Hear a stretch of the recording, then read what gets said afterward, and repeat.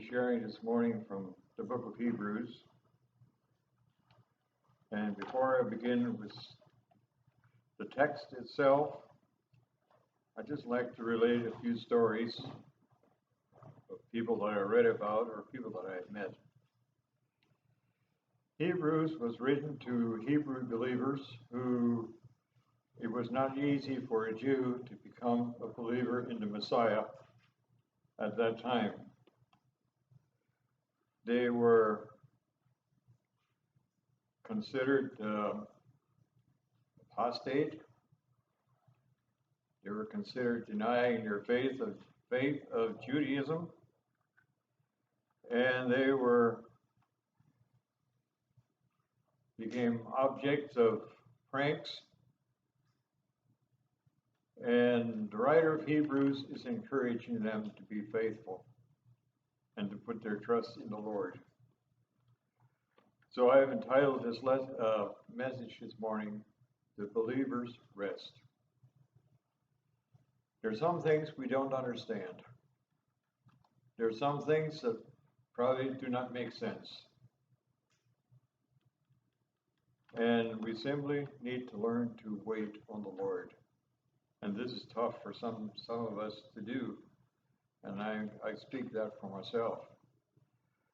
I read the account of Charles Halloff, who was from a prominent Jewish family in Texas. And young Charles accepted Jesus as his Messiah. And when he explained this to his father, that he believed that Jesus is the Messiah, his father was sitting in his office, and he got up and he beat him up right there. He was driven out of the home. He was rejected. Later, he went to Bible college. And by the way, Charles Halloff is the one who organized the Christian Jew Foundation, and also there was a radio broadcast. This is the Jewish Voice, or kind of slips my mind. Christian Jew Hour. We used to hear that on the radio. That was Charles Halloff. After he graduated from school, he said he came home. He was stone broke, had no home, had no place to go to. And then his grandmother contacted him, and she said, "I'd like to meet with you." And he thought, well, maybe they're starting to kind of soften up toward him. Maybe they will accept him. So she took him down to the bank, showed him all the assets that they had, and it amounted to close to $100,000. And she said, "I'd like to give this to you under one condition. If you forget about this Jesus business." And he said, there I stood. I had no money. I had no place to go. The only thing I had is the clothes that I wore. And he said, I thought for a moment, and he said, "Grandma, I can't do it." And he said at that point, her demeanor changed, and she became angry, and she totally disowned him. There was another person that I met, and we became very good friends. Lived in Wayne County. I think he came from Philadelphia, Pennsylvania. Some of our older people probably remember Frank Serp, pastored a church in Wayne County somewhere. I'm not sure which church he was. Maybe somebody could help me out on that. Doesn't really matter. He became a believer in the Messiah. They erected a tombstone in Philadelphia, Pennsylvania, with his name on it. The date of his birth, the date of his death, and that was dated at the time that he embraced Jesus as his Messiah. He was chased out of his home. He slept in the rain on a park bench until somebody found him, took him into their home. And one day he was out at the shopping mall and he saw somebody walk and he recognized her as his sister. And he walked over to her and he said, "Do you remember me?" She said, "No." She said, "I'm your brother Frank." She said, "I have no brother Frank. My brother Frank is dead," and turned her back and walked away from him. So these are the kind of people that the book of Hebrews addresses. People who have embraced the Messiah and who have suffered persecution. And the warning in the book of Hebrews is this, that if you go back to the old Jewish system, there remaineth no more sacrifice for sin. If you reject the message that is, the God that is, the Jesus that is, and if you turn back, there is no other sacrifice, there is no one else to go to. That is it. And this is what the Hebrew believers, many of them faced, and they were tempted to turn back. And I have seen this not only in Jewish families, I have seen it in other families who wanted to make some changes, and they were rejected by families. I know my own parents, when they changed churches, were that if some of my mother's nieces got married, we would get a wedding invitation. But they said, under the circumstances, we need to make a separate table for you. You cannot eat with the rest of us. And that was some of the things that my mother faced. It was very difficult for her, but those were some of the things that they faced. And I remember my grandfather. I'm not saying this to put anybody down. He did not know any better. He was not taught any different. My grandfather came to our place and he sat in the living room. I can still visualize seeing him sitting on the edge of a chair. And he said, "You dare not do this. You dare not leave this church. You cannot, whatever you do, don't do it." Because I know a person who had a dream and said, if you ever leave the Amish, you'll never get to heaven. And those things they're not easy for if there are close family ties. And then there are other aspects also of this. And I don't have all those things in my notes, but somehow they came to my mind. I knew of a young person who struggled in her Christian life. And she would seek counsel, she would pray, she had other people pray with her. And when she discovered that she had peace in her heart, that she did not feel any condemnation, that she felt that this was a matter of pride, and she'd go back and go through the whole thing all over again. And she felt that to have peace was to have pride. And God is calling us not to something new miserable. He's calling us to rest in Jesus and what he has done on the cross. And I'll admit that there are days, and I remember my own experience, that when I first saw my need of a Savior, that everything was very good for a few days, and then temptations started to hit. And thoughts went through my mind like this: this was all a delusion. It's not real. It was an emotional thing. You're overreacting. All those things went through my mind.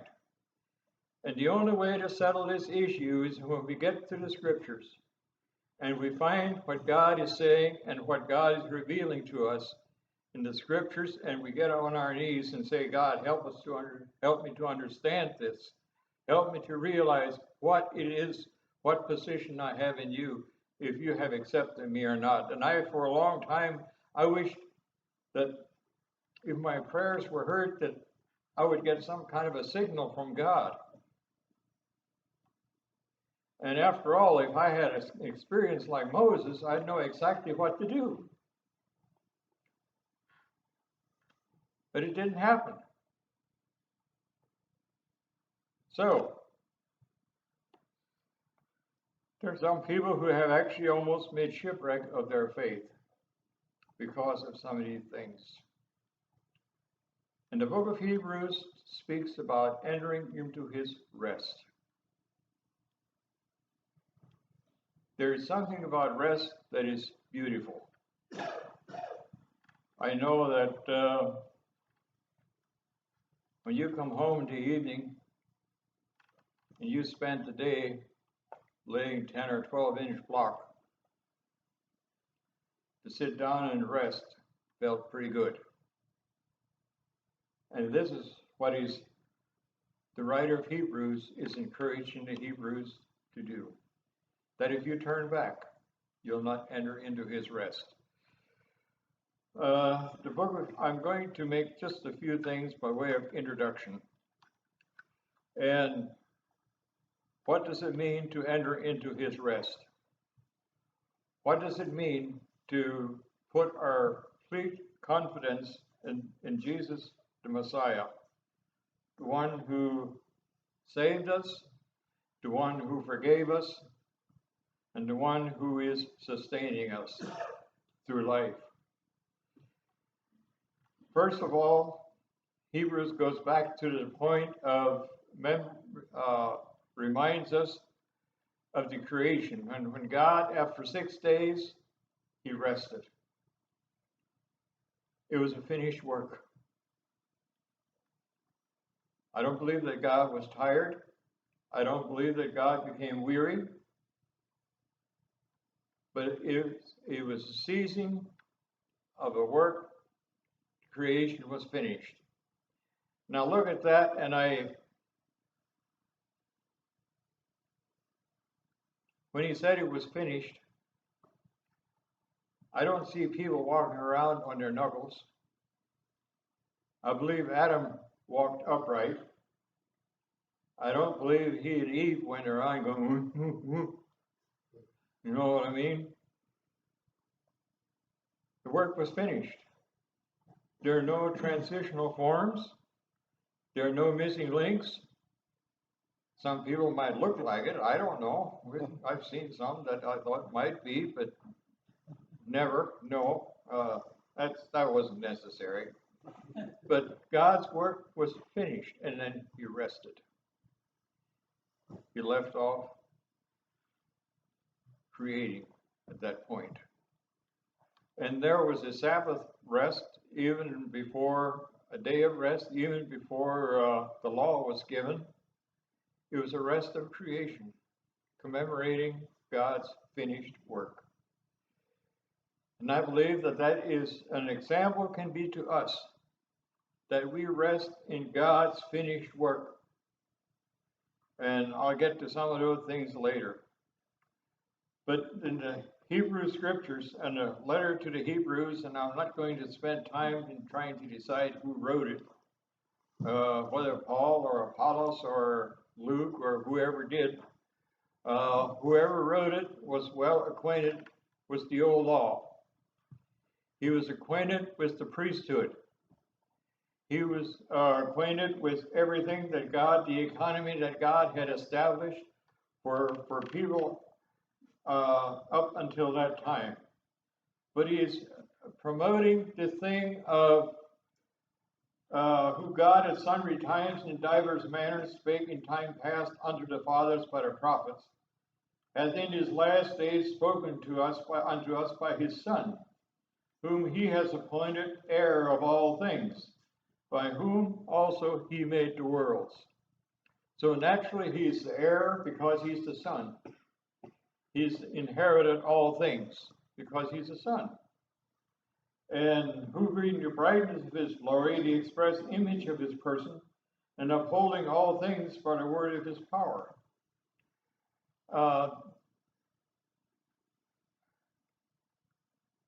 I'm just reading that as I guess as information. We don't have time to expound on all that. But when he had by himself purged our sins, he sat down at the right hand of the Majesty on high, made so much better than the angels, as he has by inheritance obtained a more excellent name than they. So, if you ever have studied the tabernacle, the feasts of Israel, or the construction of the tabernacle, there were no chairs in the tabernacle, because the priestly function was never finished. When Jesus died on the cross and he went back to the Father, he sat down. It meant that the work was finished, that there was nothing else more that could be done. And he appointed him the heir of all things. And he's better than the prophets, angels, and I'll get to a little bit of that later. And he is, in verse 8 and verse 9, under the sun, he says, Thy throne, O God, is forever and ever a scepter of righteousness, and is the scepter of thy kingdom. You have loved righteousness and hated iniquity. The God, even thy God, has anointed thee with the oil of gladness above thy fellows. Speaking of Jesus being better than the angels, any other being, even in heaven or in earth. So in verse 8 and verse 9, in verse 10 and verse 12, I don't believe that we can fully comprehend the beauty of God's creation before the fall. It was an absolutely perfect environment. It was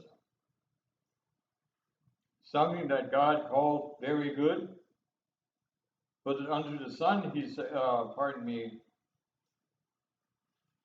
verse 10, the Lord beginning has laid the foundations of the earth, and the heavens are the work of thine hands, but they shall perish. In verse 11, but thou remainest, and they all shall wax old as a garment. But as a vesture shalt thou fold them up, and they shall be changed. And we do read then in the New Testament about a new heaven and a new earth that is going to take place. And I believe that all the results and all the evidences of sin are going to be dissolved. And God said, I'll make all things new. All things new. So, we go over to chapter 2.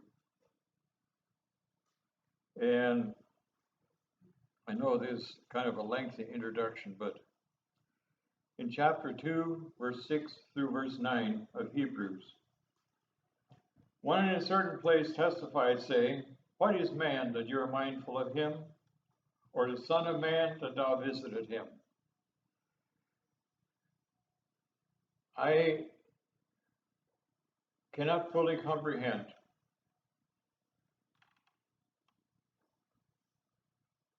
the importance of man.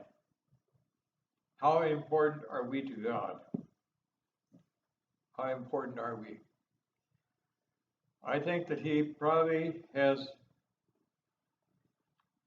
holds us in higher esteem because he has created us in his own image. He created us for fellowship. And he created us not how good we are, but what he wants to make out of us. And this comes into God's redemptive plan. Thou hast made him a little lower than the angels. In verse chapter 1, he said he made Christ higher than the angels. Now he tells us thou hast made him a little lower than the angels, and crowned him with glory and honor, and didst set him over the works of thy hands, and put all things in subjection under his feet. For in that all is subjection under him, he left nothing that is not put under him. But now we see not yet all things put under him. But we see Jesus, who was made a little lower than the angels. Why? for the suffering of death. He took on humanity so that he could die. In order to conquer death, he himself needed to die and then resurrect to overcome death. This is the importance, the value he has put on you and put on me.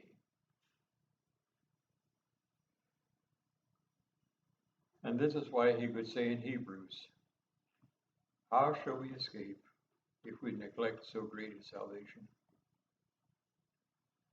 We have everything going for us. We have everything in our favor through the person of Jesus Christ.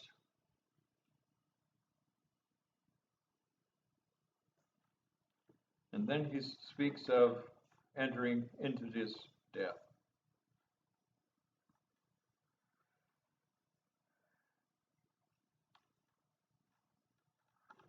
In chapter 4, I'm going to move over to chapter 4. And in this study, I hardly knew where to start. Where do I stop? Maybe I'll just say enough to confuse people. Hopefully that is not the case. Let us therefore fear, lest a promise being left us of entering into his rest, any of you should seem to come short of it. In other words, he was saying that we need to avail ourselves and to act upon the promise that God has given to us in sustaining us in what they heard. God's rest when finished creation, he finished work. Our rest in Jesus Christ is his finished work on the cross. He did everything that we need, and I think was it last Sunday when Roger mentioned that he has given all things that pertain unto life and godliness from 2 Peter. Everything we need to live the Christian life is available to us. And now in chapter 4, verse 9 through 13, because of this, God is not distant. God is not ready to clunk us over the head every time we fail. But he invites us to come boldly to the throne of grace, that we might find grace and help in a time of need.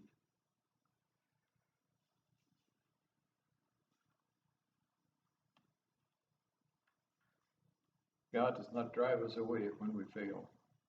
He does not abandon us when we fail. He is not angry with us when we fail. But he asks us to come boldly to the throne of grace that we might find help in the time of need. We may say things we shouldn't have said. We might have done things we should not have done. And when we're convicted, don't stay away from God. Come directly to him. He knows all about it. He knows our hearts.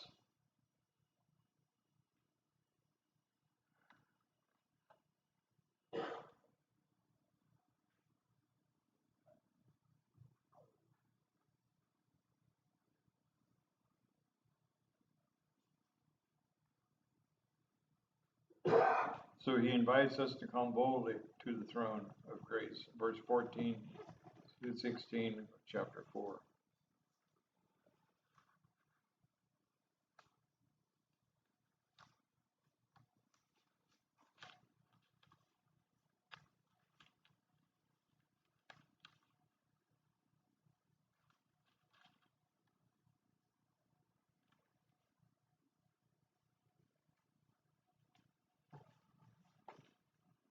In verse 15, he tells us, for we have not a high priest who cannot be touched with the feelings of our infirmities.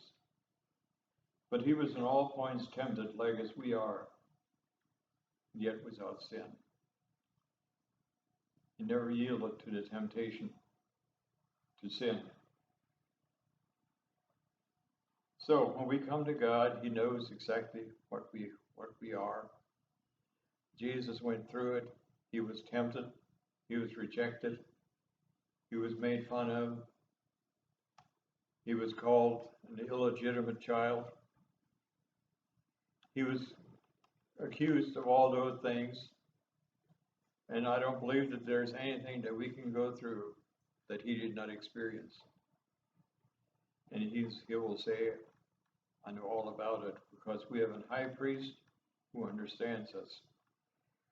And I think of the time of Aaron, who was the first high priest, the brother of Moses.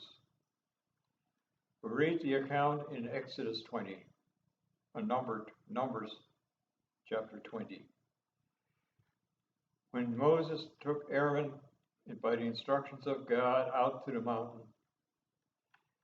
and there removed the clothes from Aaron and put them on Eleazar,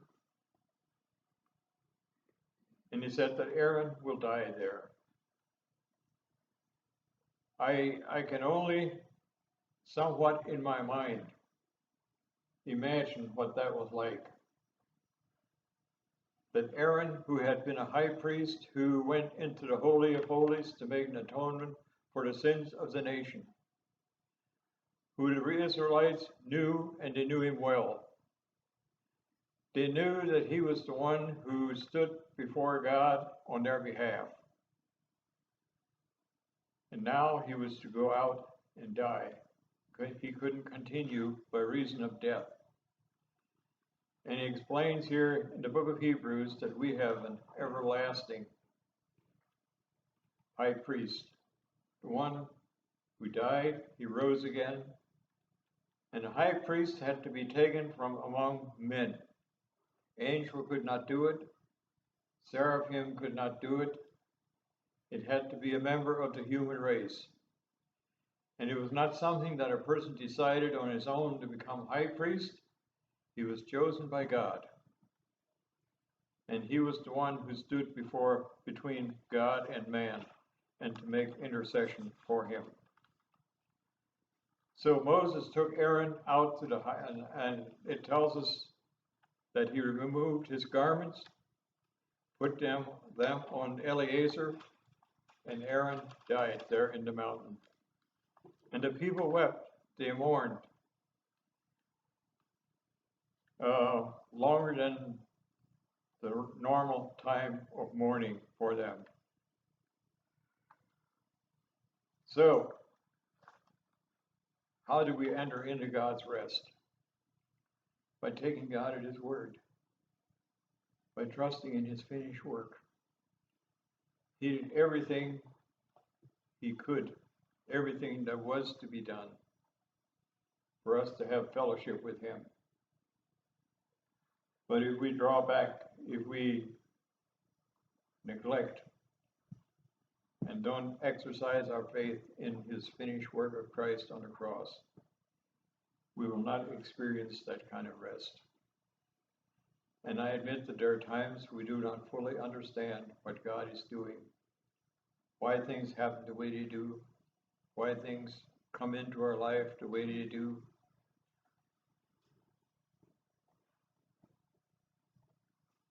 But we live in a world where those things take place. But He said there remains a rest for the people of God. Now,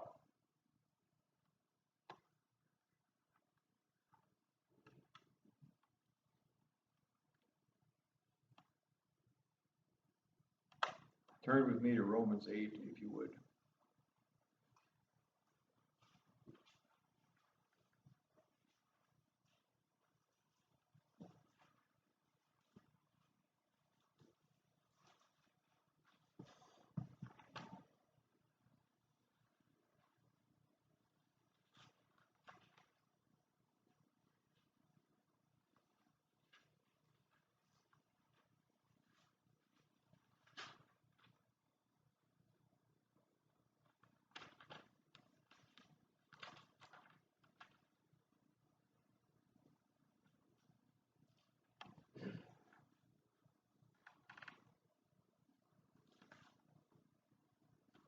beginning of verse 33. I'm just going to pick up on a few points here. Romans 8 is one of my probably more favorite chapters. When you go through them, the real struggles, go to Romans 8. Who is he that condemneth? Or in verse 33, he said, who shall lay anything to the charge of God's elect? It is God that justifies. When God, justification takes place in heaven, sanctification takes place in the life of the believer. When we come to Jesus Christ, he justifies us. He declares us righteous.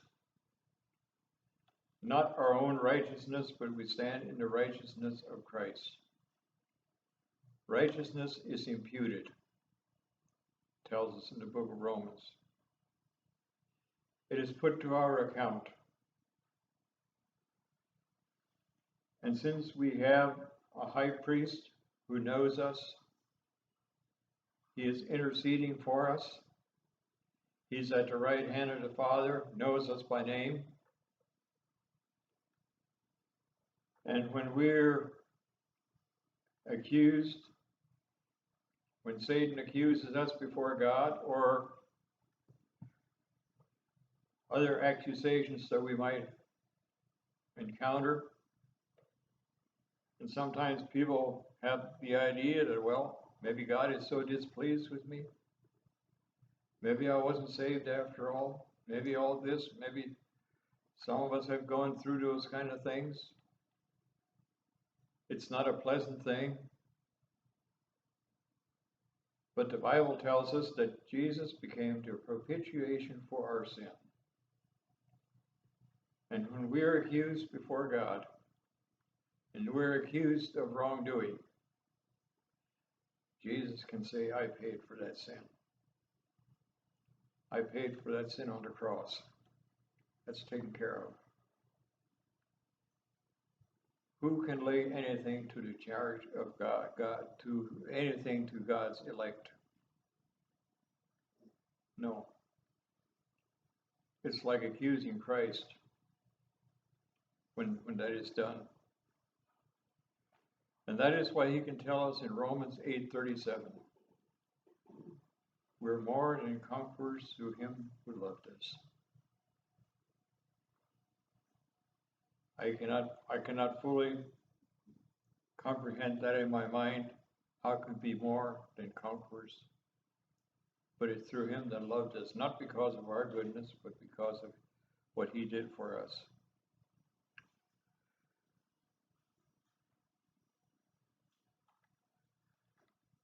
So I asked the question then this morning, would God do less for his children than what he did for the world?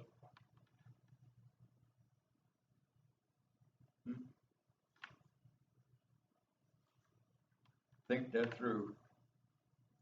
In Christ's death, resurrection, and his intercessory work, in this we rest. Yeah, he did it for us. That is his intercessory work. Who God justifies, no man can condemn.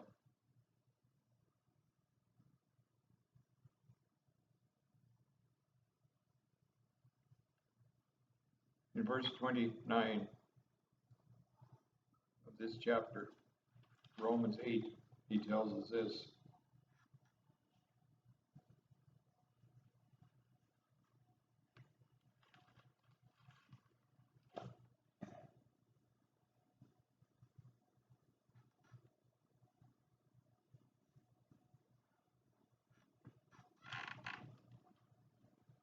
For whom he did foreknow, he also did predestinate to be conformed to the image of his Son, that he might be the firstborn among many brethren.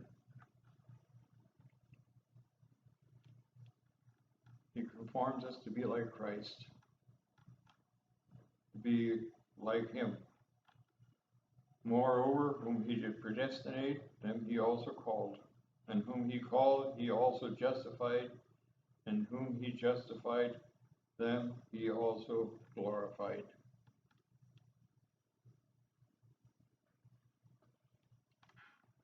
I think I'm going to close there.